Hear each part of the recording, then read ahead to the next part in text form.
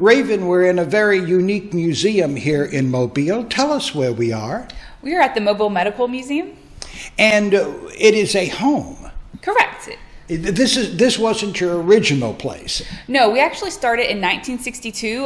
Dr. Eichschild was one of the local physicians, and he had a love of collecting antique medical equipment, and so he was the force behind starting the museum. So while we started in 1962, we moved to this house in 2004. And this house is the oldest house in Mobile that's still standing. It was built in 1827 by a sea captain named Benjamin Vincent.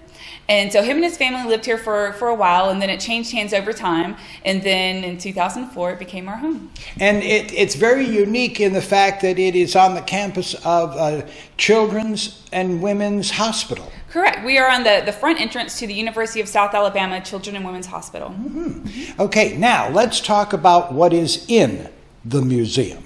Okay, we have artifacts dating back 300 years to the founding of Mobile, which was originally a French settlement in 1702. And we have artifacts spanning the entire history of medicine in Mobile, all the way up until more recent items as well. Mm-hmm. Very unique items. As I look around this one room, are they in galleries, if you will?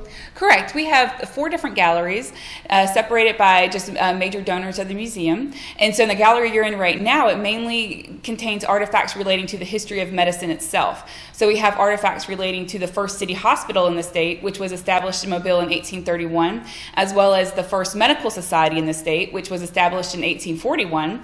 And we also had the first successful medical college in the state, which started here in 1858. Mm-hmm. Somebody watching this interview says, "Ooh, I'd like to give them something. I've got something old." Do you accept donations? Absolutely. Most of what our collection is donated from the local community. A lot of local doctors or nurses or any other kind of medical professionals. A lot of the stuff is the stuff that they donated over time. Mm-hmm. And how far does it go back as far as the some of the pieces of this medical equipment? Our earliest piece is from the early 1700s, and our earliest piece is from 1700, and it is a bloodletting instrument.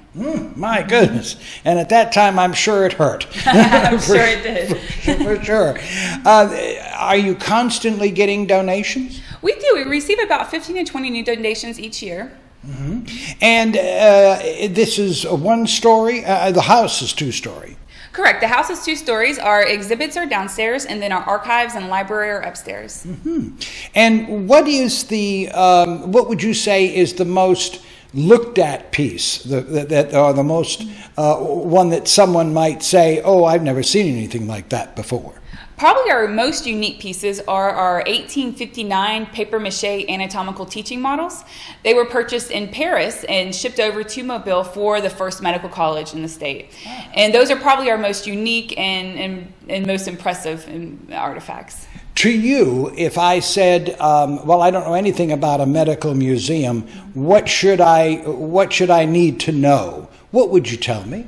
Well, nothing really. I mean, we're all connected to the history of medicine in some way because we've all been patients at some time. So even coming in here without any kind of medical experience, a person can still have a really strong connection with the museum just through their own personal experiences with medicine. Mm-hmm. Do you have guided tours, or is everything somewhat self-explanatory? We're working on getting to where everything else is self-explanatory. Right now, we do some guided tours.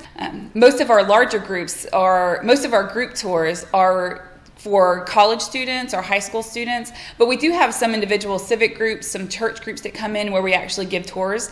But coming in as individuals, most people can just walk around on their own in a self-guided tour. Mm-hmm. As far as the various medical students that would come in, are they evidently learn the history of medicine, and so this is a perfect learning place. Absolutely.